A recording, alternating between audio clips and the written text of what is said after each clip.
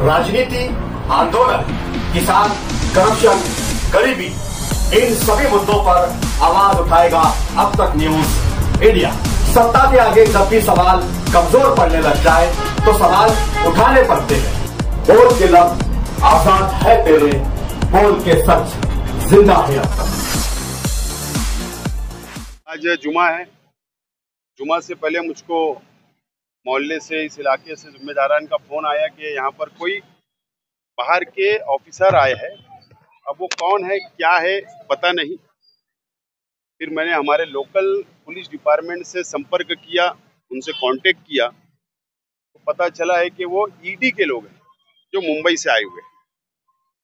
और अभी मैंने उनसे, एक ऑफिसर जो है, उनसे मैंने बातचीत की अंदर जाकर, और उनसे मैंने जानकारी हासिल की कि आप जो ईडी के लोग जो यहाँ पर आए हुए आप लोग, तो आप क्या इंक्वायरी कर रहे हो?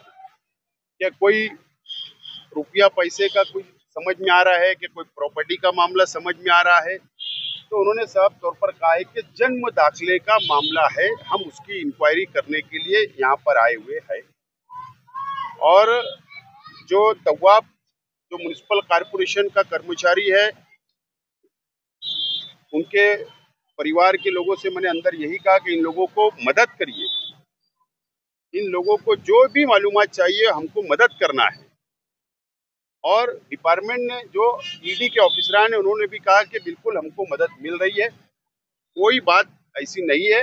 मुझे ऐसा लगता है कि कुछ वक्त के अंदर इनकी इंक्वायरी यहाँ पर जो आए हैं वो मुकम्मल हो जाएगी और उसके बाद वो रवाना हो जाएगी, यही बात समझ में आ रही है। बहरहाल आज माइनॉरिटी डिफेंस कमेटी जो हमने पहले दिन से बनाई, और जो रोहिंग्या और बांग्लादेशी का इल्जाम लगाकर मालेगांव के कई लोग जेल की सलाखों के पीछे है जन्म दाखिले के मामले में, और आज तक भी रियासती हुकूमत एक भी रोहिंग्या बांग्लादेशी के मालेगांव में उनको मिला है या एक कागज का टुकड़ा भी नहीं बता सकी। और मुझे लगता है ये नाकामी को छुपाने के लिए एसआईटी को कुछ नहीं मिला, सरकार को कुछ नहीं मिला, और उसको छुपाने के लिए अब दूसरी एजेंसी को इसमें इन्वॉल्व किया गया, ऐसा मुझे लगता है। ऐसा बिल्कुल हम लोगों को शक है। और मालेगांव शहर को बदनाम करने के लिए ये सभी इंक्वायरी हो रही है, ऐसा मुझे आशंका है। बहरहाल हम लोग इस मुल्क के संविधान को मानने वाले हैं, इस कानून और कायदे का पालन करने वाले हैं, और ये शहर ने हमेशा पालन किया है कानून का।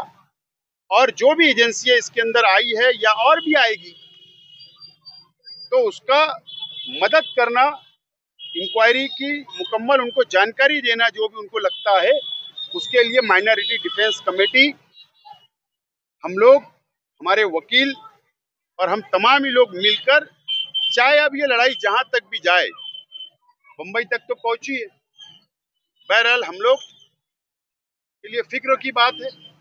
हम लोग, हमारे एडवोकेट जो है, जो पैनल हमारा तैयार हुआ है, हम बैठेंगे, सलाह मशवरा करेंगे।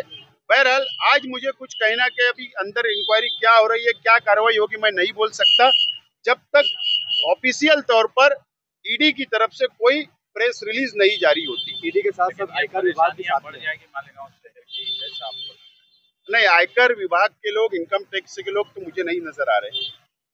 बहरहाल हो सकता है कि अगर अंदर इंक्वायरी का कुछ पार्ट उनका होगा तो वो जानकारी तो वही दे सकते, मैं नहीं दे सकता हूँ। बहरहाल मुसीबतें तो बढ़ रही है शहर के अंदर, और ये धीरे धीरे और मजीद बढ़ रही है। और ये सिर्फ और सीधा मरकजी हुकूमत और रियासती हुकूमत और मालेगांव को सिर्फ टारगेट करने का काम किया जा रहा है।